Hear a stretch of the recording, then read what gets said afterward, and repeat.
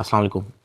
आज मैं आपसे सादुर्रहमान बन के बात करूँगा, ना कि डकी भाई। मैं नहीं चाहता कि कोई ये सोचे कि इस वीडियो का मकसद जो मेरे पे FIR हुई है उसकी कोई जस्टिफिकेशन है। I am simply here to apologise. मेरे किसी भी कंटेंट से अगर आज तक कोई भी नेगेटिवली इम्पैक्ट हुआ है, मैं उस चीज़ के लिए माफ़ी मांगता हूँ। मेरी हमेशा से सिर्फ यही इंटेंशन रही है कि मैं लोगों को एंटरटेन करता रहूँ और कुछ ना कुछ जो है वो मैं नया लाता रहूँ। लेकिन मेरे अनजाने ना अनजाने में अगर मेरे से कोई कंटेंट कभी ऐसा पोस्ट हुआ है जिससे कोई नेगेटिवली इम्पैक्ट हुआ है, या कोई प्रमोशन ऐसी हुई है जिससे कोई नेगेटिवली इम्पैक्ट हुआ है, मैं उस चीज़ के लिए पूरे कौम से माफ़ी मांगता हूँ। Let the court handle. मैं लीगली इस मैटर को एंड तक देखूँगा। मैं कोर्ट्स के साथ पूरी तरह कोऑपरेट करने को रेडी हूँ और कर रहा हूँ। मैं इदारे के साथ पूरी तरह कोऑपरेट करूँगा और जो भी जज साहब मेरे केस का फ़ैसला लेंगे मैं वो कबूल करूँगा। मेरा और मेरी फैमिली का जो 3.5 माह का एक्सपीरियंस है, मैं सिर्फ वो बताने आया हूँ। 16 अगस्त 2025 को जब मैं सो के उठता हूँ तो मैं बड़ा एक्साइटेड होता हूँ, क्योंकि हमने अपने दोस्त वगैरह मेहमान बुलाए होते हैं, हमने अपने घर में दावत रखी होती है। मेरे सब दोस्त आते हैं, बड़ा इंजॉय करते हैं, हम खाना शाना खाते हैं, गपशप लगाते हैं, मेहमान चले जाते हैं। उसके बाद मैं और रूब पैकिंग में लग जाते हैं, क्योंकि हमें मलेशियन गवर्नमेंट का एक इवेंट है, उधर से इनवाइट आया होता है कि डकी भाई आप आएँ, हमारे लिए कुछ वीडियोस वगैरह बनाएं। पूरे पाकिस्तान से उन्होंने एक मेल और एक फ़ीमेल को चुना है, जिसके अंदर मेल में उन्होंने मुझे चुना है। बाकी कंट्रीज़ से भी उन्होंने एक मेल एक फ़ीमेल इनवाइट किए हुए थे और मैं बड़ा एक्साइटेड था कि पूरे पाकिस्तान के अंदर से उन्होंने एक बंदा चूज़ करना है और उन्होंने मुझे चुना। मैं बड़ा ऑनर फील कर रहा। हमने बड़ी जल्दबाजी में पैकिंग की, क्योंकि मेहमान आए होते हैं, हमें टाइम नहीं मिलता और मुझे नहीं पता था कि जब हम पैकिंग करके अपने घर से निकलेंगे तो मेरी ज़िंदगी का सबसे मुश्किल वक्त शुरू हो जाएगा। मेरे वहमो गुमान में भी नहीं था कि मेरे साथ क्या होने जा रहा है। हम जब पैकिंग करके सामान गाड़ी में रखते हैं, गाड़ी हमारी एयरपोर्ट की तरफ चल पड़ती है। एयरपोर्ट पहुंचते हैं, हम सामान अपना अनलोड करते हैं। रात के 9 बजे के करीब हमारी फ़्लाइट होती है। हम काउंटर पे जाते हैं और हमें अपना बोर्डिंग पास मिल जाता है। उसके बाद जहाँ पे इमिग्रेशन होनी होती है, जहाँ पे आपके पासपोर्ट पे एग्जिट स्टैंप लगती है, हम जब वहाँ पे पहुँचते हैं तो वो मेरे से पूछते हैं कि आप पे कोई FIR तो नहीं है। मैंने कहा नहीं। कहता आपका साइबर क्राइम में कोई इशू है क्या?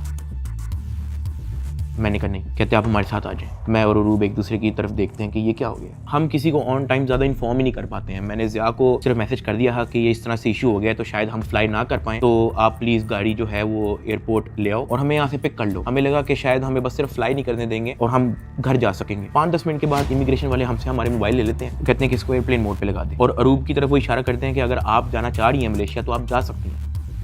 अरूब ने कहा नहीं, अगर साथ मेरे साथ जा रहा है तो मैं चले जाती हूँ, वरना मैं इधर ही ठीक हूँ। शायद ये मेरी गलती ही, मुझे उसको जाने देना चाहिए था, क्योंकि उसके बाद जिस चीज़ से मेरी फैमिली ने गो थ्रू किया है, मैंने यही रिग्रेट किया कि मुझे अरूब को मलेशिया भेज देना चाहिए था। इमिग्रेशन वाले हमें एक रूम में बैठा देते हैं। मैं और अरूब बस आपस में गपशप लगा रहे होते हैं कि कोई नहीं कल चले जाएंगे, कोई नहीं दोबारा टिकट करा के परसों चले जाएंगे, इवेंट भी 2 दिन के बाद है, कल चले जाएंगे। हम आपस में यही डिस्कस कर रहे थे। बिल्कुल मेरे अंदर इतना सा भी वहम गुमान नहीं था कि असल में इशू क्या। 1 घंटे के बाद इमिग्रेशन वाले आते हैं, वो कहते हैं कि आ जाए हमारे साथ। एयरपोर्ट के बाहर NCCI की टीम आई होती है, मुझे वो हथकड़ी लगाते हैं, मुझे गाड़ी में बैठा देते हैं। अरूब कहती है कि मैंने भी साथ आना है। मैंने इसको कहा नहीं, तुम घर चली जाओ, मुझे नहीं पता क्या सीन है, मैं हैंडल कर लूँ। वो गाड़ी भी चल पड़ी थी, गाड़ी सीधा चलेगी NCCI ऑफिस गुलबर्ग। इस वक्त यूट्यूबर डकी भाई की गिरफ्तारी का हर तरफ चर्चा है। डकी भाई को लाहौर एयरपोर्ट पर उस वक्त गिरफ्तार किया गया जब अब इन्होंने मुल्क जा रहा था। NCCI लाहौर ने मारूफ यूट्यूबर सादुर्रहमान उर्फ डकी भाई के खिलाफ मुख्तलिफ इल्जामात के तहत मुकदमा दर्ज कर लिया। साइबर क्राइम एजेंसी ने यूट्यूबर साद उर्फ डकी भाई के खिलाफ मुकदमा दर्ज कर लिया है। मशहूर यूट्यूबर डकी भाई कल रात से गिरफ्तार है। पाकिस्तान के सबसे मशहूर यूट्यूबर डकी भाई एक बार फिर बड़ी मुश्किल में फंस गए हैं। मुल्जिम को गुज़श्ता रात लाहौर एयरपोर्ट से गिरफ्तार किया गया था। यूट्यूबर डकी भाई बड़ी मुश्किल में, हुक्म जारी, मदाहों के लिए बुरी खबर। डकी भाई डकी भाई डकी भाई डकी भाई डकी भाई डकी भाई डकी भाई।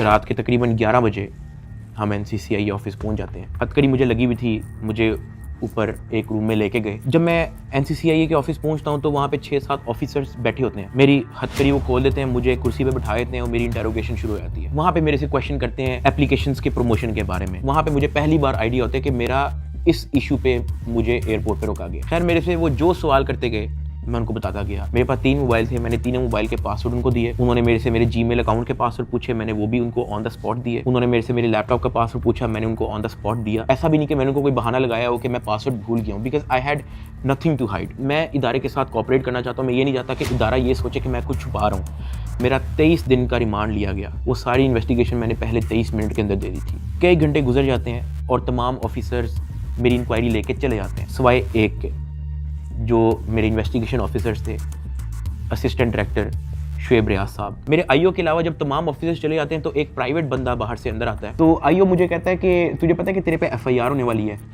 मैंने कहा यार मुझे थोड़ा सा एक्सप्लेन कर दें कि मेरे पे केस क्या है और क्या एफआईआर है और मैंने किया क्या है। तो जो प्राइवेट बंदा था जो बाद में आया था ना, वो कहता कि यार तेरे बहुत बड़े मामला आते हैं, तेरा बहुत बड़ा मैटर है, तेरे पीछे आईएसआई है, तेरे पीछे एमआई है, तेरे पीछे क्या क्या एजेंसी है। कहता तुझे पता ही नहीं है कि तूने क्या किया। तो वो मेरे पे ये इंप्रेशन डाला था कि हर इदारा जो है वो मेरे पीछे पड़ गया। साथ ही कहता कि लेकिन अगर आप हमारे साथ कोऑपरेट करेंगे तो हम आपके साथ कोऑपरेट करेंगे। मेरा तो काम ही कोई नहीं है। मैं सुबह उठता हूँ, फैमिली को टाइम दिया, बेगम को टाइम दिया, एक आधे दोस्त को टाइम दिया, जाके व्लॉग वगैरह बना लिया, घर आए, सो गए, दैट्स इट। इसके अलावा मेरी लाइफ में कुछ है ही। मेरे माइंड में 100 सवाल आना शुरू हो गए, लेकिन मेरे पास जवाब किसी का नहीं था। खैर उन्होंने मेरे पे एफआईआर दे दी, मुझे हवालात में बंद कर दिया। मैंने ज़िंदगी में कभी हवालात नहीं देखी थी।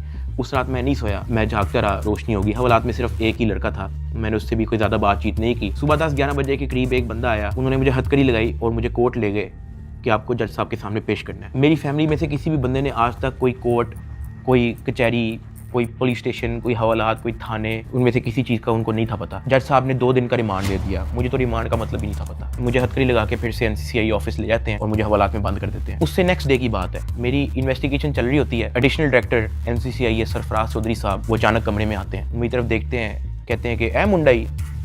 आईओ कहते हैं हाँ जी। कहते हैं इसको लेके आओ मेरे पास। आईओ हथकड़ी पकड़ता है, मेरे हाथ पे लगाता है और कहता चल। मुझे जब हथकड़ी लगा के एडिशनल डायरेक्टर रूम में लेके जाते हैं तो वहाँ पे 5 ऑफिसर्स बैठे होते हैं। एडिशनल डायरेक्टर सरफराज चौधरी साहब मेरे से पूछते हैं कि तुम कौन से एप्लीकेशन के कंट्री हेड हो। मैंने कहा कि सर मैं किसी एप्लीकेशन का कोई कंट्री हेड नहीं हूँ। वो अपनी कुर्सी से अचानक उठता है, कहता तेरी माँ किधर से आता है पैसा तेरे पास। मैंने कहा सर मैं यूट्यूबर हूँ, मेरे 8 मिलियन सब्सक्राइबर हैं, उधर एडसेंस अभी मैं बात कर ही रहा होता हूँ। कहता है कि तुम मेरे वतन अजीज के बच्चों को ख़राब कर रहे हो, क्या करता है तुम्हारा बाप। मैंने कहा जी यूनिवर्सिटी के अंदर प्रोफेसर हैं। तो कहता तुम इतने क्यों हो। मैं चुप रहता हूँ। वो चीख के बोलते, कहता बोल। मैंने कहा जी सर मैं सिर्फ वीडियोस बनाता हूँ, मैं यूट्यूबर हूँ। माँ बहन की गालियाँ वो देता रहता है। उसने मेरे मुंह पे बहुत जोर का थप्पड़ लगाया। मैं बिल्कुल चुप होकर ऐसे मुँह नीचे करके खड़ा हो गया। तो कहता मुँह ते कर, मुँह ते कर। अभी मैंने मुँह पर किया नहीं था। वो जोर से चीख के कहता मुँह ते कर। अभी मैंने वो मुँह पर किया ही था, उसने मुझे दूसरा थप्पड़ लगाया। मैं वहाँ पे बड़ा हेल्पलेस फील कर रहा कि यार मेरे से ऐसा क्या हो गया। मैं भी ये सोच ही रहा था, उसने मुझे तीसरा थप्पड़ लगाया। मुझे माँ बहन की गालियाँ दी जा रहा है। मैं अपना मुँह नीचे करके खड़ा हुआ हूँ तो मेरे थप्पड़ इधर लगता है, फिर वो कहता था मुँह पर कर, फिर मेरा थप्पड़ इधर लगता है। वो मारी गया जब तक उसका दिल नहीं भरा। मैंने तो गिने भी नहीं है कि उसने मुझे थप्पड़ कितने मारे हैं। फिर वो मुझे कहता कि अपनी टांगे बैंड कर। मैंने अपनी टांगे बैंड कर ली। कहता हाथ ऊपर कर। मैंने अपना हाथ ऊपर कर ली। वो घर में एक वीडियो कॉल लगाता है जो एक बच्चा रिसीव करता है जिसकी एस्टिमेटेड तकरीबन एज होगी 7 साल। एक हाथ में सिगरेट होती है। वो उस बच्चे से पूछता है कि डकी भाई को जानते हो। वो बच्चा कहता है जी। वो बैक कैमरा ऑन करता है, मेरे हाथ खड़े होते हैं, टांगे बैंड होती हैं। वो कैमरे से दिखाता है उस बच्चे को कि कौन है ये। कहता है डकी भाई। तो कहता कि तुम इसके प्रोग्राम देखते हो। कहता जी। वो पीछे जो प्राइवेट मुलाजिम खड़ा होता है वो बहुत ज़ोर का पीछे थप्पड़ मारता है। सरफराज चौधरी साहब उस 7 साल के बच्चे को कहते हैं ये देखो इसके साथ क्या हो रहा है, आप देखोगे तुम इसका प्रोग्राम। कहता नहीं, चलो फटाफट इसको गालियां दो। बच्चा कहता है कि सरफराज चौधरी साहब कहते हैं और का बच्चा। सरफराज चौधरी साहब कहते हैं और का बच्चा। थप्पड़ वो मारी जा रहा होता है पीछे। वो वीडियो कॉल पे उस बच्चे को दिखा रहा होता है कि ये तुम इसके प्रोग्राम देखते हो और ये मैं क्या बताऊँ यार। खैर मैं तब बड़ा हेल्पलेस होता हूँ। मैं समझ नहीं आती कि मैं क्या करूँ और किस तरह इससे निकलूँ। मैंने क्या किया ऐसा। खैर वो सरफराज चौधरी कहता है कि इसको ले जाओ, इसकी तरीके से तफ्तीश करो। जबकि मैं डे 1 को आया हूँ, मैं सब कुछ मोबाइल का पासवर्ड मैंने लैपटॉप के पासवर्ड, मैंने जीमेल के पासवर्ड, मैंने एक चीज़ नहीं छोड़ी। मुझे आज जितने ऑफिसर्स थे वहाँ पे, मुझे एक ऑफिसर आके दिखा दे, बता दे कि डक्की भाई ने हमें ये चीज़ नहीं थी दी, इसलिए हमने मारा है। वो तफ्तीश के अंदर इस जगह कोऑपरेट नहीं था कर रहा, इसलिए हमने मारा है। मुझे एक बंदा आके दिखा दे यार। मेरा 23 दिन का रिमांड लिया मैंने, पहले 23 मिनट के अंदर उनको सब कुछ दिया। मुझे ऊपर ले गए। मेरे से एक बंदा मिलने आया हुआ था, जावा फूड्स, मेरा एक जाने वाला है जिसने हमारे घर में, जब हमारे घर में दावत थी तो उसकी केटरिंग की थी। अब क्योंकि मुझे फ्रेश मार के ऊपर लेके गए थे, मेरी आंखों में आंसू थे, तो वो जब मिलने आया हुआ था, वो अचानक अपनी सीट से खड़ा हुआ और उसने मेरी तरफ देखा कि क्या हुआ है। मैंने कहा कि यार मैं इनके साथ पूरी तरह कोऑपरेट कर रहा हूँ, वो फिर भी मुझे मारी जा रहे हैं, मुझे माँ बहन की गालियाँ दे रहे हैं। तो अगर आपकी यहाँ पे किसी ऑफिसर से बातचीत है, आप उनसे काइंडली रिक्वेस्ट करें कि यार मुझे मारे कम, या मुझे तब मारे जब मैं आपको कुछ छुपा रहा हूँ या आपको कुछ गलत बता रहा हूँ, तब मार लें, लेकिन मुझे मारे कम। वो बड़ा परेशान हुआ, वो बाहर चला गया, कुछ खाने को मेरे लिए लेके आया था, पिज़्ज़ाज़ या कोई बर्गर लेके आया था। बाहर जाके मुझे नहीं पता कि उनके जानने वाले थे जुनैद सलीम जो एंकर हैं, उन्होंने कहीं उनको बात बता दी। जुनैद सलीम साहब ने जो है वो अपने पॉडकास्ट के अंदर इसका जिक्र कर दिया कि मेरा एक जानने वाला वहाँ पे गया तो डक्की भाई इस हालत में था।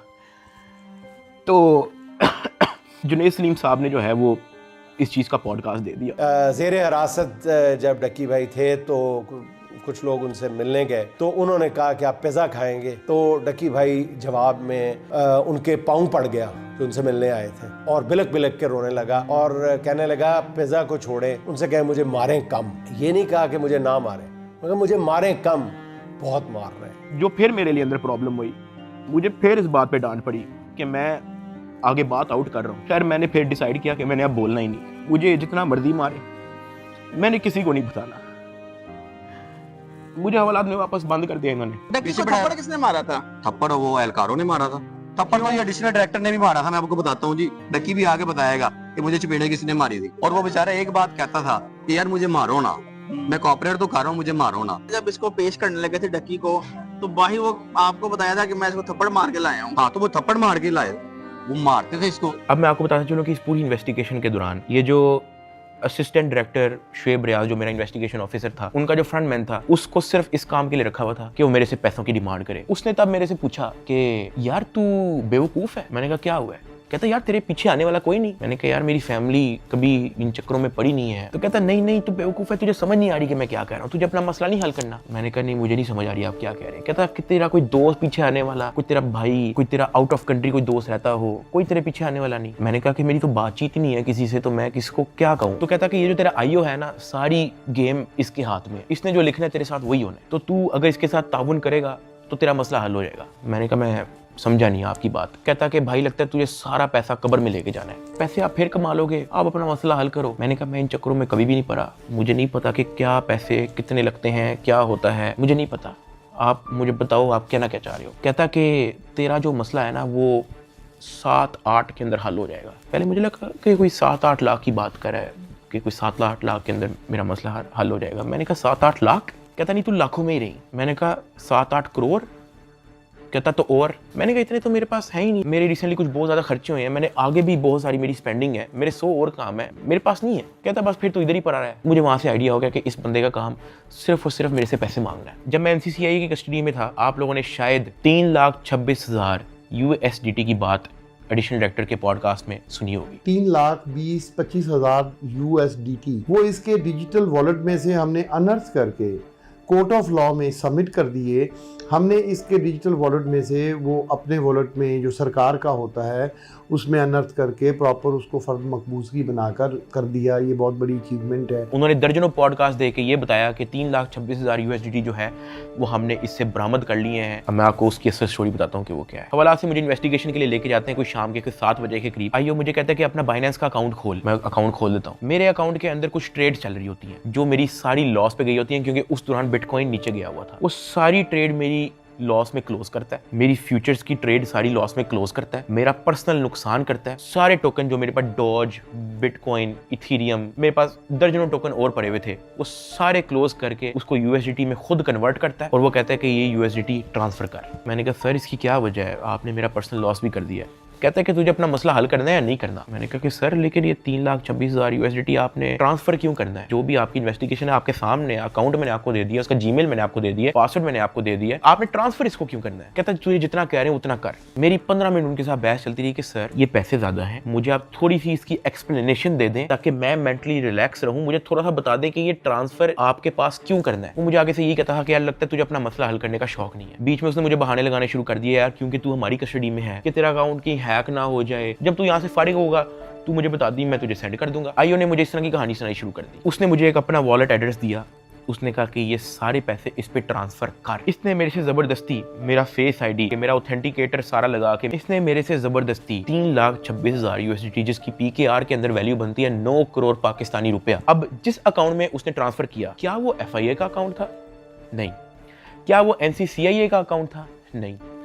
क्या वो पंजाब हुकूमत, सिंध हुकूमत या किसी केपी की हुकूमत या किसी भी गवर्नमेंट के इदारे की हुकूमत का अकाउंट था? नहीं। क्या वो नैब का अकाउंट था? नहीं। क्या वो स्टेट बैंक का अकाउंट था? नहीं।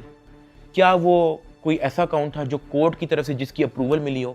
नहीं। वो मेरे आईओ असिस्टेंट डायरेक्टर शुएब रियाज साहब का अपना पर्सनल अकाउंट था, जिसके अंदर इन्होंने मेरे 9 करोड़ रुपया एस्टिमेटेड ट्रांसफर किए। ट्रांसफर करने के बाद उन्होंने वापस मुझे हवालात में बंद कर दिया। कोई रिसीविंग नहीं दी, मुझे उसकी कोई रीजनिंग नहीं दी, कोई सबूत ही नहीं है इस चीज़ का कि इन्होंने अपने पास ट्रांसफर किया। 8 बज जाता है, 9 बज जाता है, 10 बज जाता है, 11 बज जाता है, मेरे से सोया नहीं जाता। एक ऑफिसर एक मुलजिम को छोड़ने आते हैं हवालात, मैं फटाफट उठ के उससे पूछता हूँ, मैंने कहा सर आपके इस एनसीसीआईए इदारे के अंदर जब कोई क्रिप्टो का कोई रोला चलता है, कोई यूएसडीटी का कोई रोला चलता है, तो उस पर क्या होता है?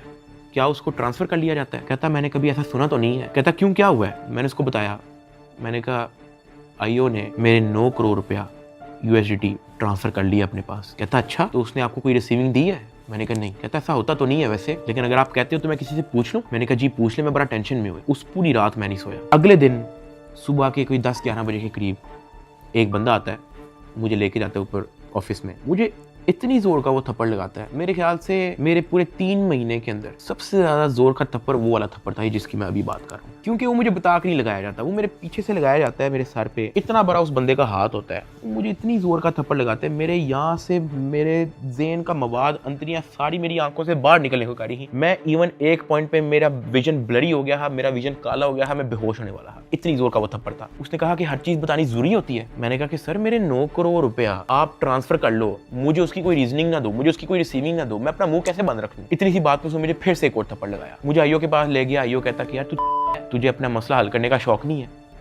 एडिशनल साहब बहुत नाराज है। मैंने कहा सर आपने 9 करोड़ रुपया मेरा ले लिया है, अभी मैं बात कर ही रहा था तो उसने इशारा किया कि इसको बंद कर दो। अब मुझे बंद कर दिया वापस हवालात में। कुछ टाइम के बाद जब मुझे फिर से इन्वेस्टिगेशन के लिए लेके गए तो ये जो मेरी 9 करोड़ रुपया जो इन्होंने ट्रांसफर किया है 3,26,000 यूएसडीटी, ये बात पूरे डिपार्टमेंट के अंदर फैल चुकी थी। हर प्राइवेट मुलाजिम को पता था, हर ऑफिसर को पता था, हर आईओ को पता था, डिपार्टमेंट में हर एक बंदे को पता लग गया था कि ये इतनी बड़ी अमाउंट जो है वो शुएब रियाज आईओ के अकाउंट में ट्रांसफर हुई है। आईओ ने सोचा इसने बात आउट कर दिया है, सबको पता लग गया है। इन्होंने फटाफट क्या किया, उसकी रिकवरी डाल के कोर्ट में पेश कर दिया कि ये देखो हमने ये पैसे बरामद किए हैं इससे, जबकि उन्होंने बरामद की इंटेंशन से वो ट्रांसफर अपने पास नहीं किए थे। इनकी ये इंटेंशन थी कि पैसा हम अपने पास ट्रांसफर कर लेते हैं, फिर इसमें से कोई इसको 20-30% वापस दे के इससे डील करेंगे, ये इनकी शुरू की इंटेंशन थी। लेकिन मैंने डिपार्टमेंट में बात आउट कर दी, मैंने मार खा ली इसके बदले। मैंने कहा मुझे मारो जितना मारना है। डिपार्टमेंट में बात आउट कर दी, ये लोग घबरा गए, इन्होंने फटाफट कोर्ट में रिकवरी डाल दी, जिसकी वजह से मजबूरन एडिशनल डायरेक्टर सरफराज चौधरी साहब को दर्जनों पॉडकास्ट मजीद देने पड़े कि 3,26,000 हमने इस बंदे से बरामद कर लिया है, जबकि वो बरामदी की नीयत से ट्रांसफर नहीं किया गया। हाँ वो तो मैंने डिपार्टमेंट में बात आउट कर दी, तो फिर आपको स्टोरी बनानी पड़ी इसकी। 3,20,25,000 यूएसडीटी कोर्ट ऑफ लॉ में सबमिट कर दिए। जब मुझे इन्वेस्टिगेशन के लिए फिर से लेके गए तो वहाँ पे एक और बंदा आया था अपने काम से, मैं आप लोगों को उसका नाम तो नहीं बता सकता, लेकिन हम लोग उसका नाम रख लेते हैं बिग ब्रदर। ये बिग ब्रदर जो है आपने वीडियो के एंड तक याद रखना है। वो अपने किसी काम से आया था, उसने मुझे देखा, उसने मेरे से पूछा कि यार डक्की तेरे पे केस क्या है? मैंने कहा एप्लीकेशन प्रमोशन का केस है। तो कहता कि तेरा मैटर कहाँ तक पहुँचा है? मैंने कहा कि मैं तो पूरी तरह ताउन कर रहा हूँ, मैं तो सब कुछ इनको दे चुका हूँ, मुझे नहीं पता कि इनको अब मेरे से और क्या चाहिए, लेकिन मैं तो पूरी तरह इनके साथ कोऑपरेट कर रहा हूँ। तो कहता अच्छा। उसने उसे सर हिलाया और कहता कि क्या ये लोग तेरे से कोई पैसे भी मांग रहे हैं? अब क्योंकि मैं उस बंदे को पहली बार मिला हूँ, मैं नहीं जानता कि वो कौन है। मैंने उसको कहा कि नहीं, मेरे से कोई पैसे नहीं मांग रहा। उसने ऐसे सर हिलाया, कहता अच्छा, चल ठीक है, अच्छा लगा तेरे से मिलके। वो अपने कामों में लग गया। खैर मेरी इन्वेस्टिगेशन के बाद उन्होंने फिर से मुझे जेल में हवालात में बंद कर दिया। इन्होंने अपनी पूरी कोशिश की कि हम इससे पैसे लें, हम इससे पैसे का पूछें। जब इनको आइडिया हुआ कि मैं इनको किसी भी तरह से एंटरटेन नहीं कर रहा, इन्होंने बहाने से मेरी फैमिली को बुला लिया। अरूब और मेरी अम्मा, उनको ये कह के बुलाया गया कि मेरी उनके साथ मुलाकात है। मुझे जब हवालात से ऊपर लेके गए तो अरूब बैठी हुई थी और उसकी इंटेरोगेशन हो रही थी। उसका मोबाइल जो है वो इन्वेस्टिगेशन ऑफिसर के हाथ में था। तो मैंने इन्वेस्टिगेशन ऑफिसर शुएब रियाज साहब से पूछा कि ये आपने इनका मोबाइल क्यों लिया है? तो कहता कि इन पे भी FIR होगी। तो अरूब घबरा गई। उसने कहा मेरे पे FIR क्यों होगी? उसने कहा कि आपने तो हमें साथ से मिलने के लिए बुलाया है, मुझे और मामा को, के साथ से मुलाकात हो जाएगी। तो कहता कि नहीं, FIR हो ना हो, ये जो आपके शोहर की FIR है इसी में बड़ी जगह है, हम आपको इसी में नामजद करेंगे। अरूब घबरा गई। मैंने अरूब की तरफ देखा, मैंने अरूब की तरफ इशारा किया कि मैंने कहा बस बिल्कुल चुप होके बैठ जाओ, बस ये वक्त गुजारो, बस इस वक्त हम कुछ नहीं कर सकते। खैर वो अरूब से कुछ क्वेश्चन उन्होंने पूछने शुरू कर दिए। मैंने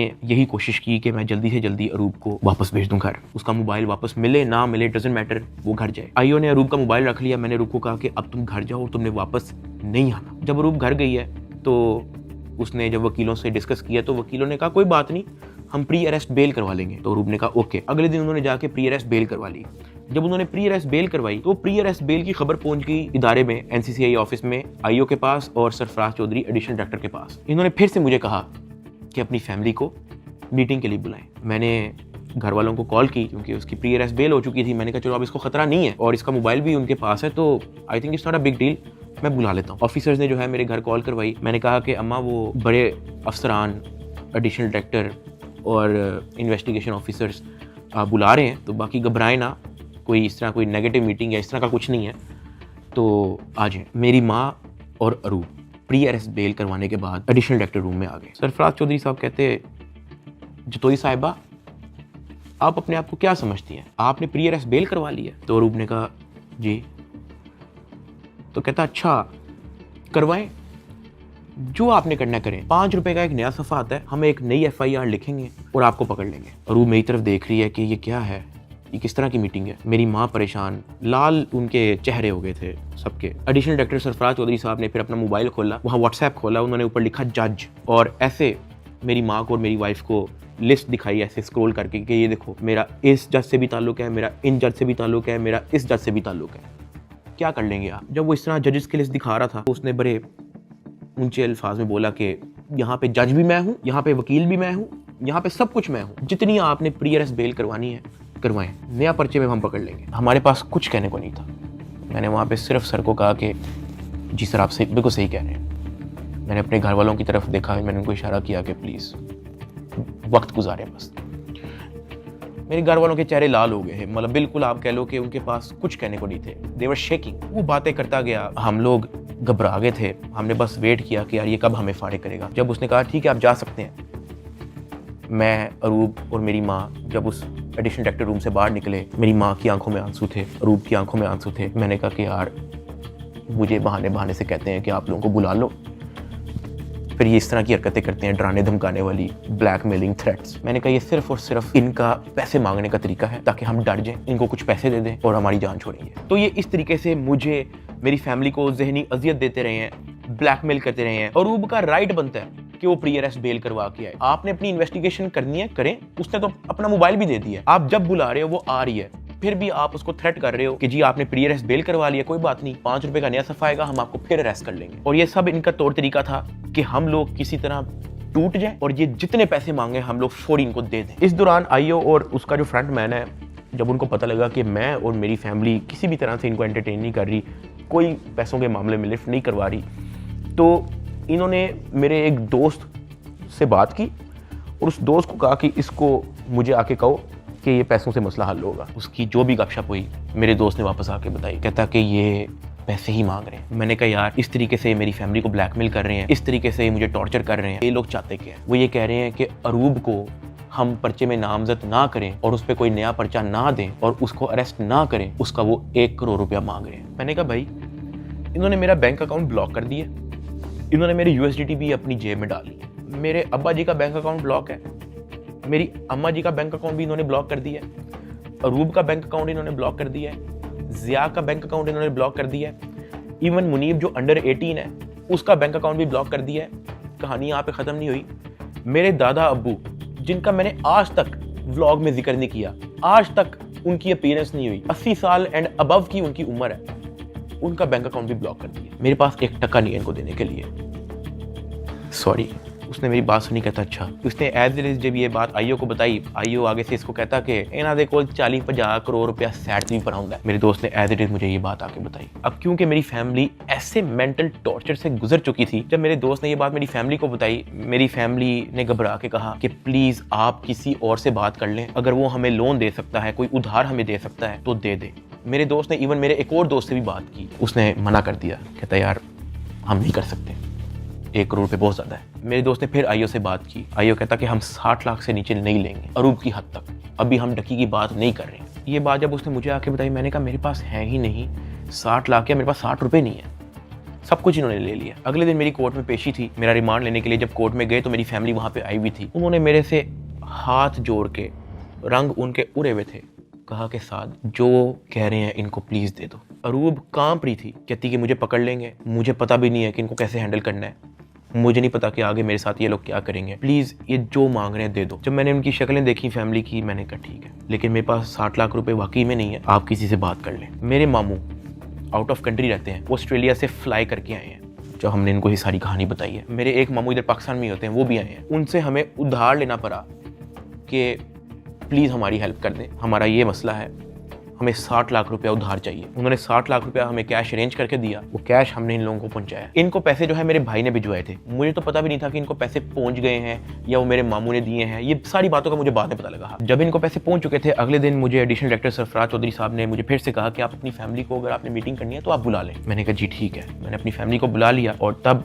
एडिशनल डायरेक्टर साहब का रवैया मेरी फैमिली के साथ टोटली चेंज हो चुका था। वहाँ से मुझे आइडिया हुआ कि it was never about the case, it was always about the money. वो मेरी फैमिली से बड़े अच्छे से बात कर रहे हैं, मुझे आइडिया हो गया हाँ कि इनको शायद पैसे पहुंच चुके हैं। वो इवन कमरे से चले भी गए थे, उन्होंने कहा कि अगर आपने अपनी कोई प्राइवेट बात करनी है तो आप कर लें। जब वो कमरे से गए हैं तब मेरी माँ ने, अरूब ने, मेरे भाई ने सारी कहानी बताई कि किस तरह से मेरे मामू ने उधार 60 लाख रुपया दी है इस सारी कार्रवाई के लिए। मैंने अपनी माँ से माफ़ी मांगी, मैंने कहा यार आई एम सॉरी कि मेरी वजह से इतना कुछ करना पड़ रहा है सबको। कहती कोई बात नहीं, अल्लाह पाक देख रहा है, इट्स ओके। खैर मेरी फैमिली को 5-10 मिनट दिए हैं मेरे से बात करने के लिए और वो चले गए। अब तक मेरा 16-17 दिन का रिमांड हो चुका था, इतना लंबा रिमांड होता नहीं है। अभी वीडियो में कुछ टाइम पहले मैंने आपको कहा था कि बिग ब्रदर एक बंदा आपने याद रखना है। ये बिग ब्रदर इस बार फिर से एनसीसीआई ऑफिस आता है, लेकिन ये इस बार मेरे से मिलने आता है। वो मेरे से पूछता है कि किधर तक पहुंचा तेरा केस। मैंने कहा कि सर मेरी तरफ से तो मैं सब कुछ दे चुका हूँ, मुझे नहीं पता कि इनका क्या इरादा है। उसने मेरे से पूछा कि यार इतना लंबा तेरा रिमांड क्यों हुआ है। मैंने कहा सर नो आइडिया, जबकि मैं इनको सब कुछ दे चुका हूँ। इनके पास मेरे सारे मोबाइल हैं, इन्होंने मेरी वाइफ को भी नामजद किया है, सारे ईमेल पासवर्ड लिए हुए हैं, सब कुछ इनके पास है, ये फिर भी मेरा रिमांड डिमांड करते हैं। कहता अच्छा तो इन्होंने पैसों की बात की है तेरे से, क्योंकि मैं उस बंदे पे उस तरह से ट्रस्ट नहीं था करता। मैंने कहा नहीं, इन्होंने मेरे से कोई पैसों की बात नहीं की। कहता किसी ने इशारा दिया हो, किसी ने इनडायरेक्टली तेरे से डिमांड की हो, या किसी ने कहा हो कि तू अगर पैसे दे देगा तो तेरी छूट हो जाएगी। फिर वही बात कि मुझे नहीं था पता कि वो बंदा कौन है, मैंने उसको कहा कि नहीं। उसने मेरी तरफ देखा ऐसे, कहता आर यू श्योर। मैंने कहा जी। इवन उससे मुझे एक पॉइंट पे बड़े गुस्से से देखा, कहता कि देख ले अगर कुछ ऐसा है तो तू मुझे बता सकता है। फिर वही बात आ गई क्योंकि मैं उसको जानता नहीं था। मैंने कहा नहीं ऐसा कुछ भी नहीं है सर। कहता ठीक है, वो चला गया। मेरा 23 दिन टोटल रिमांड हो चुका था। जो मैं आप लोगों को ये भी बताता चलूँ कि एनसीसीआई की हिस्ट्री में इतना लंबा रिमांड नहीं हुआ। इवन एक पॉइंट पे मैं इतना तंग आ गया था इनसे कि मैंने खुद ही जज साहब के सामने कहा कि सर मैं चाहता हूं कि ये लोग अपनी तसल्ली पूरी कर लें, इन्होंने जो मेरी इन्वेस्टिगेशन करनी है करें, अगर ये रिमांड मांग रहे हैं इनको रिमांड दे दें। मैं इतना तंग आ गया था, मैंने जज साहब के सामने खुद ही बोल दिया कि यार रिमांड ले लें मेरा। 23 दिन रिमांड के बाद भी इन्होंने 30 लाख रुपया मेरी फैमिली से मुझे जुडिशियल करने का लिया। मतलब एनसीसीए ऑफिसर्स ने मुझे जेल भेजने के भी मेरी फैमिली से पैसे लिए। खैर मैंने अपने दोस्त को कहा कि यार ये आईओ से पूछो कि अब क्या इसने मेरे साथ करना है। कहता कि मैंने बात की है, वो ये नहीं कह रहा कि अब आपकी बेल करवानी है, वो ये कह रहा है कि हमने 4 पर्चे मजीद रेडी किए हैं, वो 4 पर्चे हम डकी भाई पे ना दें, उसका 1.5 करोड़ रुपया वो मांग रहे हैं, जिसमें से एक पर्चा इन्होंने कोई लड़की रिलेटेड रखा हुआ है। और जब मैंने ये सुना मैं बर्बाद, मैं टूट चुका था।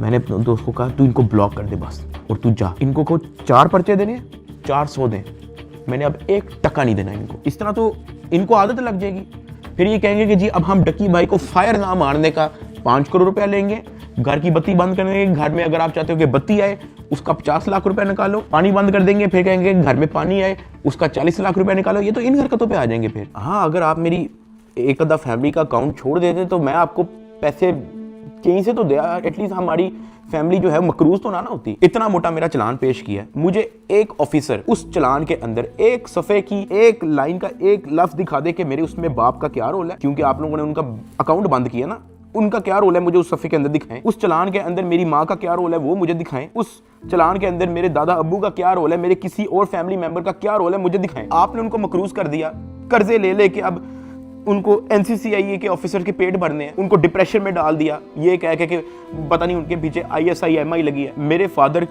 एक हार्ट पेशेंट हैं, उनके हार्ट की सर्जरी होनी थी। मैंने अपनी माँ को, अरूब को, ज़िया को सख्ती से मना किया हुआ था कि आपने एक तो ये अब्बा जी का ख्याल रखना है, दूसरा इनको कोर्ट में नहीं आने देना, ये मेरे पास एक बार भी जेल में ना आए, क्योंकि मुझे पता है उनकी हार्ट की क्या कंडीशन है। वो बेहोश हो जाते हैं, परेशान हो जाते हैं। हम उनकी सर्जरी के हमारे पास पैसे नहीं थे, वो जो पैसे हमने उनकी जो सर्जरी के लिए देने थे वो उन्होंने ब्लॉक कर दिया। अब कर्जा लेके हम NCCIA के ऑफिसर्स का पेट भर रहे हैं। ये मेरी फैमिली को उस स्टेज पे लेके आए हैं जहाँ पे मैं स्पीचलेस हो गया कि यार मैं क्या करूं। मतलब अब्बा जी के इलाज के पैसे भी उन्होंने ब्लॉक कर दिए हैं। और ये बात मैंने उनको उधर दफ्तर में ऑफिस में कही थी, सरफराज चौधरी को मैंने खुद उसके मुंह पे कही थी। मैंने कहा मेरा अब्बा हार्ट पेशेंट है, उनकी सर्जरी के पैसे आपने मेरे फैमिली का अकाउंट ब्लॉक कर दिया है। ये इस स्टेज पे मेरी फैमिली को ले आए थे, मुझे 23 दिन बंद रख के चुपेरे मार के मुझे कोर्ट पे लेके जाते थे कि मैं किसी मीडिया के किसी माइक में बोल ना दूं। जिस्मानी रिमांड पे FIA के पास जाना है या उसके बाद जेल जाना है, तो हो गया, तो बोलने कोई मसला नहीं है। आज डकी भाई आप यूट्यूबर्स को क्या पैगाम देना चाहेंगे? कुछ बात नहीं करेंगे? ताहम आज जो है वो बात तो नहीं करने दे रहे, लेकिन डकी भाई को जो है वो सुबह सवेरे जो है आज अदालत में पेश किया गया है। बिल्कुल जी बात तो नहीं कर सकते डकी भाई। इससे पहले भी हमने जब इनसे गुफ्तगू करने की कोशिश की है तो NCCI एहलकारों की जानिब से जो वो मना कर दिया गया है कि वो किसी भी किस्म से जो है वो गुफ्तगू नहीं करेंगे। डकी भाई कुछ कहना चाहेंगे आप? डकी भाई आप कुछ कहना चाहेंगे? डकी भाई कुछ तो बोलिए। इन्होंने तो मना नहीं किया आपको, आप लॉयर्स ने मना किया कि भाई सारी तो आपने तहकीकात के बारे में आपने ताउन किया, उसके बावजूद क्यों ही कहा जा रहा है आपके? मेरी गिरफ्तारी के 23वें दिन जब मुझे जज साहब के सामने पेश किया तो फाइनली मैं जुडिशल हो गया। जुडिशल का मतलब यह है कि अब मैं जेल चला जाऊंगा। जज साहब ने ऑर्डर लिख के दिया कि हमने बंदा जुडिशल कर दिया है। अब जुडिशल करके कोर्ट से बंदा डायरेक्ट जेल नहीं जाता, कोर्ट से एक बार NCCIA ऑफिस वापस आता है, वहाँ पे उसके कुछ पेपर्स रेडी होते हैं, उसके बाद उसको जेल भिजवाया जाता है। तो जब मैं कोर्ट से NCCIA ऑफिस वापस आया, वही बिग ब्रदर उधर मौजूद था। उसने मेरी तरफ देख के कहा, डकी तेरे से पैसे किसने लिए? मेरा दिल इधर मुंह में आ गया। मैंने कहा यार ये मेरे साथ क्या हो रहा है। अब क्योंकि उसने मेरे से डायरेक्ट पूछा कि तेरे से पैसे किसने लिए हैं, उसने मेरे से ये भी नहीं पूछा क्या तेरे से कोई पैसे ले रहा है, उसने मेरे से कहा कि तेरे से पैसे किसने लिए। मैंने कहा कि जी ये शुएब रियाज और उसकी टीम ने, इन्होंने जो है वो पैसे ऊपर हायर अफसरान को भी पहुंचाने हैं। कहता अच्छा कोई डिटेल है तेरे पास? मैंने कहा कि सर मैं तो इनके साथ हवालात में था जेल में, सेल में, तो मेरी सिर्फ फैमिली को पता है कि एग्जैक्टली क्या हुआ। फैमिली 5-10 मिनट के लिए मेरे से मिली थी, लेकिन उन्होंने मुझे बहुत छोटा छोटा मोटा मोटा बताया, ज़्यादा डिटेल का मुझे नहीं पता। तो फिर उसने पूछा कि कितने पैसे लिए हैं? मैंने कहा जी 60 लाख रुपए लिए। वो भी मेरी वाइफ को नामजद करने का कह रहे थे कि जी वो मेरी बीवी को अरेस्ट कर लेंगे, अगर आप चाहते हैं कि हम आपकी वाइफ को अरेस्ट ना करें तो ये 60 लाख रुपया पहुँचाएँ। तो वो हमें 60 लाख रुपया उसका हमने दिया। उसने कहा ठीक है तू जेल जा, लेकिन उससे पहले कहीं से कॉल करवा और अपनी फैमिली को कह कि तेरा एक दोस्त मिलने आ रहा है, उससे मिलने। मैंने कहा ठीक है।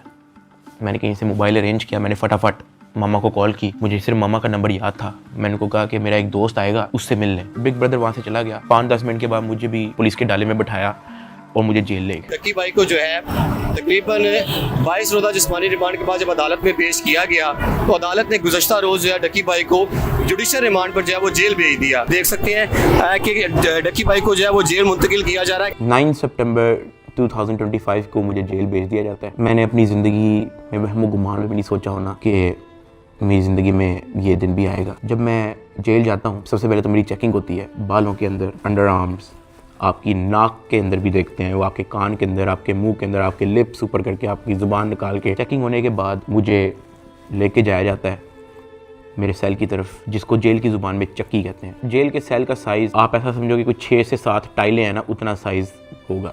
उसका, या फिर एक किंग साइज मैट्रेस अगर एक अंदर पड़ा हो तो वहाँ पे और मजीद जगह नहीं है। ये जेल के सेल का साइज होता है। कॉर्नर पे जो है वॉशरूम लगा होता है जो कवर्ड नहीं होता, उसके आगे एक छोटी सी दीवार लगी होती है, यानी कि अगर आप खड़े हुए हो तो बाहर से देखने वाला बंदा आपको नंगा देखेगा, लेकिन अगर आप वॉशरूम करने के लिए बैठे हो तो आपके चेस्ट से ऊपर जो है आप विजिबल होगे, नीचे आप कवर्ड होगे। इस हद तक बस दीवार होती है वहाँ पे।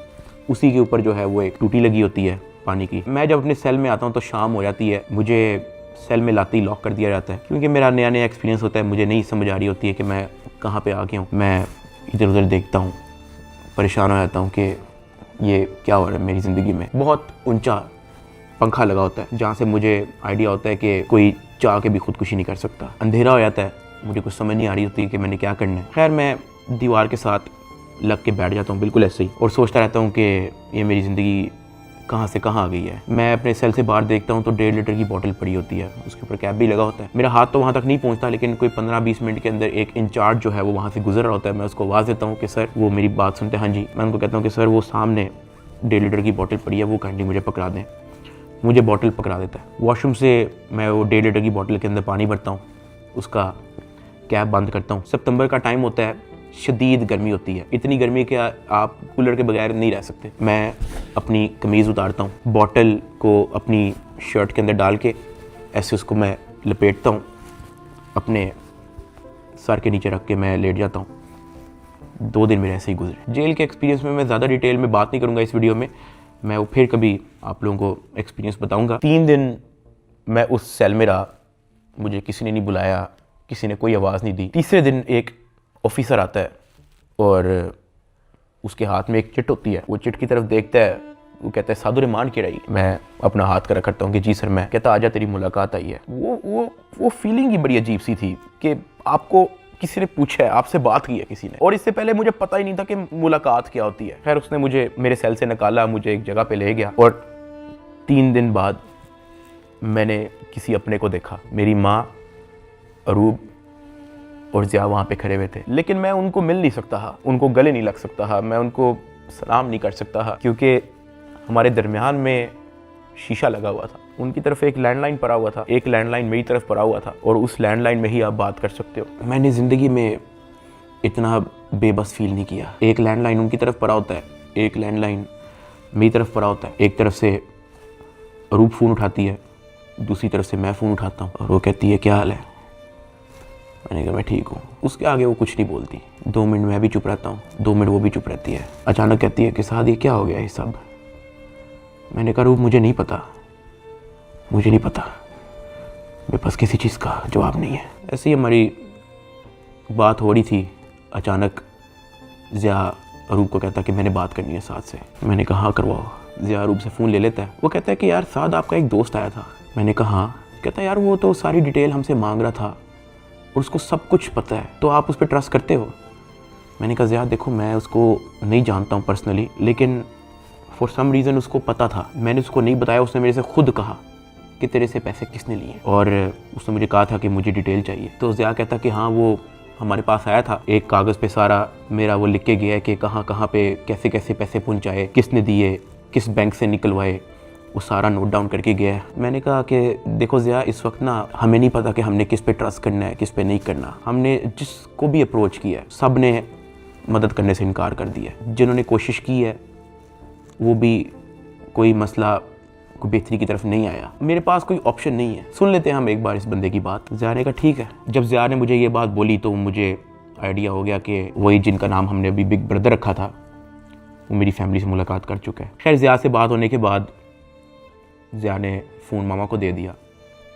मामा भी रो पड़ी, गपशप हो रही ही। साथ उन्होंने कहा था कि जो आपका दोस्त आया है कहता कि आप मेरी भी माँ है, आपको कुछ नहीं होगा, आपने अब 1 भी रुपया किसी को नहीं देना, बस जो आप लोगों ने दे दिया है उसकी मुझे डिटेल दे बस। खैर वही 15-20 मिनट होते ही हैं वो फ़ोन बंद हो जाता है। ना मुझे मामा की आवाज़ आ रही होती है, ना मेरी आवाज़ उन तक जा रही होती है। तो मुझे रियलाइज़ होता है कि मेरा वक्त ख़त्म हो गया। वहाँ का एक इंचार्ज मुझे मेरे सेल में वापस छोड़ देता है। मैं वापस उसी जगह पे आ जाता हूँ। वक्त के साथ साथ जेल में अपने आप को एडजस्ट किया, मेंटली एक्सेप्ट किया कि भाई तू अभी इधर ही है। 10 दिन गुजर गए। 10 दिन के बाद एक इंचार्ज फिर से आया चिट लेके, कहता साधु रहमान के रही।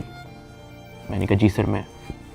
कहता आजा तेरी मुलाकात है। मुझे लगा मेरी फैमिली आई है, लेकिन जब मैं उधर पहुंचा तो वही बिग ब्रदर मेरे से मिलने आया था। खैर उसने कॉल उठाई, कहता कैसा है डकी। मैंने कहा सर मैं बिल्कुल ठीक। कहता तू अपनी फैमिली के सामने रोया क्यों था। मैं उनसे मिलने गया तो वो तेरी माँ कह रही थी कि वो रो रहा था उधर। मैंने कहा सर मैं बस थोड़ा इमोशनल हो गया उनको देख के। कहता नहीं हो, पता है जेल हो गई है तुझे तो क्या हो गया है, अंदर बैठ के घर वालों को तो नहीं ना परेशान करना, उनके सामने मुस्कुरा के जाया कर, हंसता खेलता उनके साथ शुगर लगाया कर।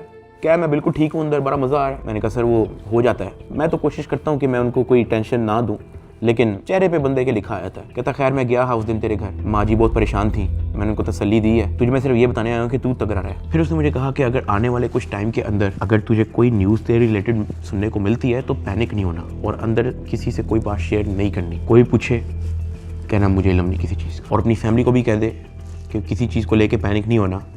अगर कोई प्रेशराइज करने की कोशिश करे, कोई कॉल करे, कोई अप्रोच करे, जस्ट इन्फॉर्म अस। साथ मैंने उनको ये भी बताया कि जब मैं NCCI की कस्टडी में था तो वो मुझे कहते थे कि आपके पीछे MI लगी हुई है। तब उसने मुझे कहा कि जिन लोगों का नाम लेके आपसे पैसे ले रहे हैं ना, मैं उस इदारे से हूँ। फिर उसने मुझे बताया कि ये बात जब मुझे पता लगी तो हमने अपने हायर अथॉरिटीज़ को भी इन्फॉर्म किया, तो let me and my team handle it. तूने अंदर किसी से कोई बात नहीं करनी, अपनी फैमिली से ज़्यादा कोई बात नहीं करनी, सिर्फ उनका हाल चाल पूछ और रोना धोना बंद कर, उनके सामने शुगर लगा, हंस मुस्कुरा, कह के बड़ा मज़ा आ रहा है अंदर, जो बुरा वक्त था वो चला गया, अब बस तू वक्त काट। फिर मैंने उसको बोला कि सर वो जो एडिशनल डायरेक्टर सरफराज चौधरी साहब हैं वो मुझे रिमांड के दौरान कहते थे कि मैं तेरी हाई कोर्ट तक बेल रोकूंगा। तो उधर बिग ब्रदर कहता कि छोड़ दे, कुछ नहीं होगा। उसके बाद वो हुआ जो किसी ने वहमो गुमान में भी नहीं सोचा था। ये मुकदमा दर्ज करवाने वाला कोई और नहीं बल्कि डिप्टी डायरेक्टर सरफराज चौधरी है, जिसने डकी को गिरफ्तार किया और उसको दुनिया का सबसे बड़ा मुजरम बनाकर पेश किया। इस डायरेक्टर को आज सस्पेंड कर दिया गया है। Additional director national cyber crime investigation agency Lahore हैं सरफराज चौधरी साहब, उन्हें जनाब सस्पेंड कर दिया गया है। पूरी तैयारी है NCCI की डकी की बेल कैंसिल करवाने। डकी भाई के खिलाफ कार्रवाई करने वाले NCCI के अहलकार ऑफिसर सरफराज चौधरी साहब को मुअत्तल कर दिया गया है। उसके बाद वो चीज़ें हुई हैं, वो चीज़ें हुई हैं जो मैंने अपने वहमो गुमान में भी नहीं सोचा था। मैं जब 23 दिन रिमांड में था मैं इतना मायूस हो गया था, मैं अल्लाह पाक से भीख मांगता था कि या अल्लाह मुझे रास्ता दिखा, या अल्लाह मुझे इस झंझट से निकाल दे, या अल्लाह सब कुछ तेरे सामने है, मैं किसी जोगा नहीं, मेरी फैमिली किसी जोगे नहीं, हम फंस चुके हैं, हम गीदड़ों में फंसे हुए हैं, या अल्लाह मुझे यहाँ से निकाल दे। मैं हाथ जोड़ के भीख मांगता था। मैं हवालात में एक गंदे से कमरे में बैठ के मैं भीख मांगता था कि या अल्लाह तू सब देख रहा है, तेरे सामने हो रहा है सब कुछ, मेरे लिए कोई तो दरवाजा खोल, मुझे कोई रास्ता दिखा, मैं कहाँ जाऊँ।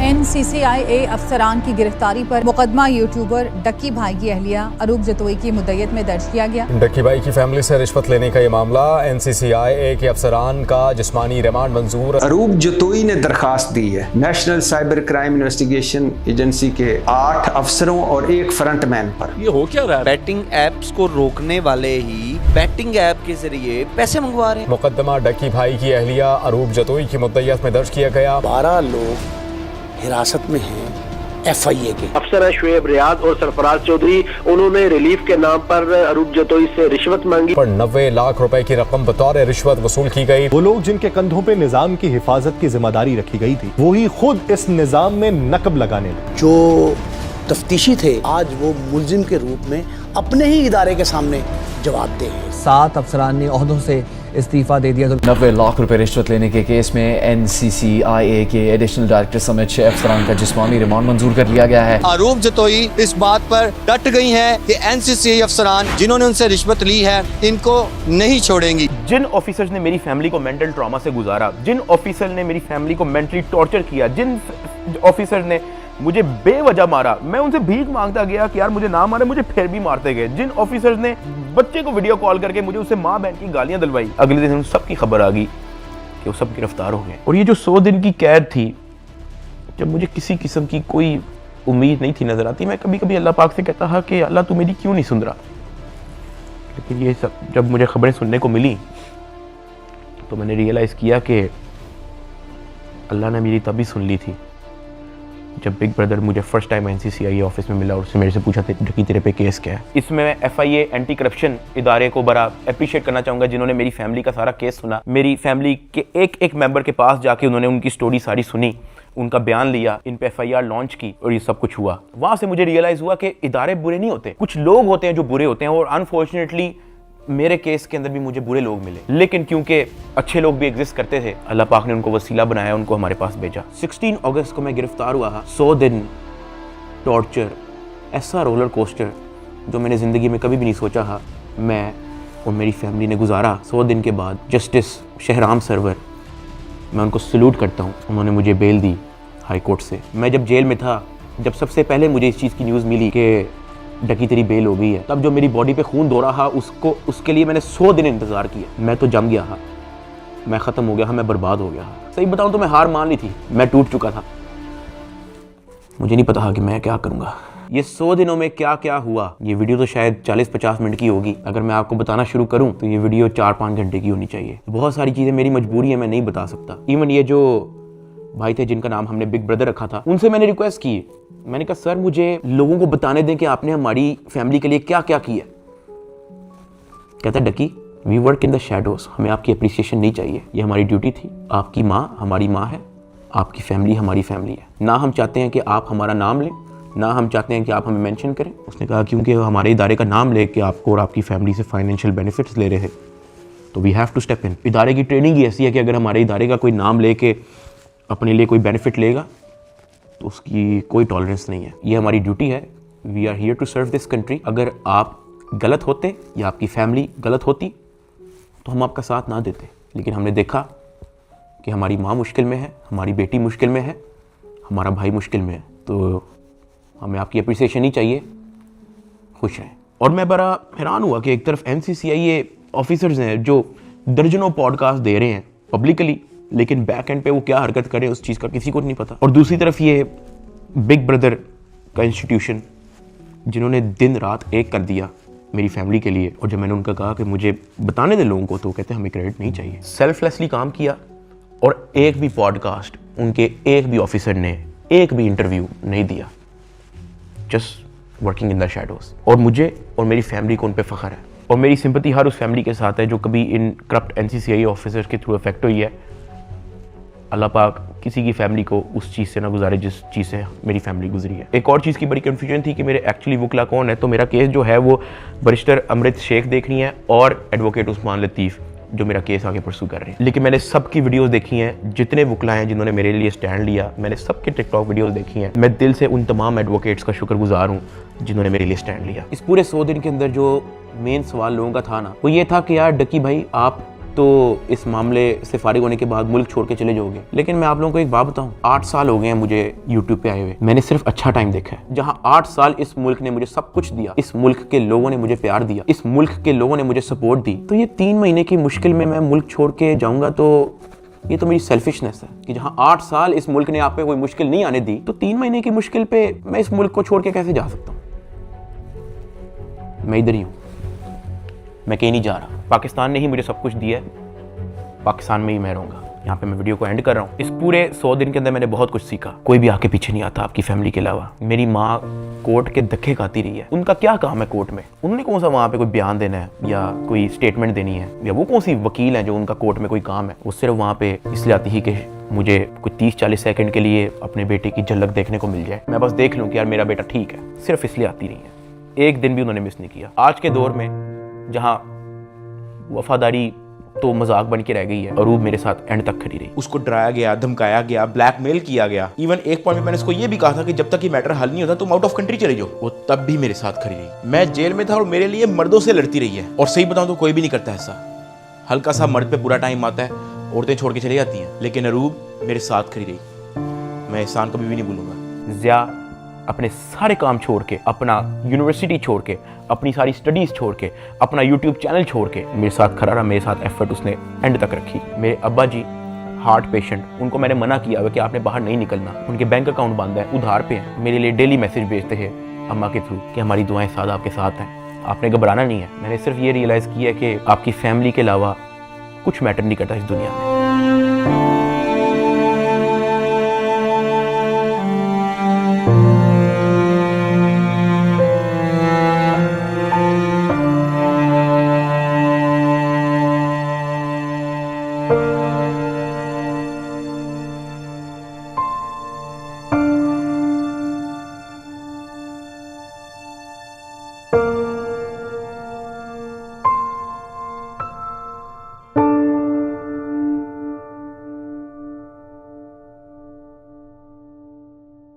और मुझे पता है कि मैं इस वक्त इस स्टेज पे नहीं हूँ कि मैं किसी का नाम ले सकूँ, लेकिन I want to thank field marshal Asim Munir साहब and director general of military intelligence, जिन्होंने इतनी प्रोफेशनलिज्म दिखाई और मेरी फैमिली को इस करप्ट माफिया से निकलने में मदद की। और ये जो बिग ब्रदर जिनका मैंने जिक्र किया है, मैं तो जेल में था, मेरी फैमिली को कुछ भी नहीं पता था। जब जब उनको कोई परेशानी होती ही, जब जब उनको कोई सवाल होता है, जब उनको किसी चीज़ की टेंशन होती ही, ये जो बिग ब्रदर हैं ये और इनकी टीम हमेशा उनके लिए अवेलेबल रही है। और इस तरह का clean up operation in corrupt mafia के अगेंस्ट आज तक पाकिस्तान की तारीख में नहीं हुआ। और ये सब क्रेडिट जो है ये इंटेलिजेंस एजेंसीज को जाता है। और जैसे मैंने आपको कहा कि मैं आप लोगों को सब कुछ तो नहीं बता सकता, मैं अगर बताना शुरू करूं तो ये वीडियो कुछ 40-50 मिनट की नहीं, ये वीडियो कुछ 4 घंटे की होगी। वैसे भी आप लोग कहोगे कि ये झूठ बोल रहा है, ये तो कोई टॉम क्रूज की मिशन इम्पॉसिबल हॉलीवुड मूवी की स्क्रिप्ट बता रहा है। मैं बस यही कहना चाहता हूँ कि मैं और मेरी फैमिली हमेशा इनके शुक्रगुजार है। मैं आप सबको थैंक यू कहना चाहूँगा कि आप लोगों ने मुश्किल टाइम पे भी मेरा साथ नहीं छोड़ा। मैंने घर आके सोशल मीडिया देखा है, आप सबके कमेंट्स पढ़े हैं, मैंने आप सबकी वीडियोस, आप सबके एडिट्स मैंने देखे हैं। मुझे याद है गिरफ्तारी से पहले व्लॉग्स के अंदर मैं कहा करता था कि गाइस हमने 9 मिलियन सब्सक्राइबर्स करने हैं, लेकिन वो ख्वाब हमारा अधूरा रह गया। मैं गिरफ्तार हो गया, मेरे पास मेरा चैनल भी नहीं था, मैं जेल में था, मुझे लगा कि सब कुछ ख़त्म हो गया। This is the end, Ducky भाई is no more, he is finished. अचानक एक इंचार्ज आता है, कहते डकी भाई तेरे 9 मिलियन सब्सक्राइबर्स हो गए हैं, मुबारक हो। That is where I realised कि may be this is not the end, may be this is start of something else. I want to appreciate every single one of you. मैं जिंदगी भर नहीं भूलूंगा आप लोगों का एहसान। अभी इस वीडियो में मैंने आप लोगों को बोला कि यार अगर मैं सब कुछ बताना शुरू करूं तो ये वीडियो 4-5 घंटे की हो जाएगी। और साथ मैंने आप लोगों को ये भी बोला कि मैं आप लोगों को कुछ लोगों का नाम नहीं बता सकता, तो हम उनका नाम बिग ब्रदर रख देते हैं। बट लेकिन समटाइम सब कुछ जानना जरूरी भी नहीं होता। मैं बाहर आ गया हूँ, यही बहुत है। जब मैं जेल से वापस आया तो मैंने बहुत सारे लोगों की कहानियाँ देखी। कोई पॉडकास्ट पे कुछ कह रहा है, कोई यूट्यूबर कुछ कह रहा है, कोई टिकटॉकर कुछ कह रहा है, कोई जर्नलिस्ट कुछ कह रहा है। और मैंने उन सबको देख के बस कहा कि यार किसी को कुछ भी नहीं पता, सबकी अपनी अपनी कहानी है और सब झूठ है। असल में क्या हुआ है वो मुझे पता है। And let that be a mystery. Pakistan जिंदाबाद, पाक फौज जिंदाबाद। अल्लाह हाफिज।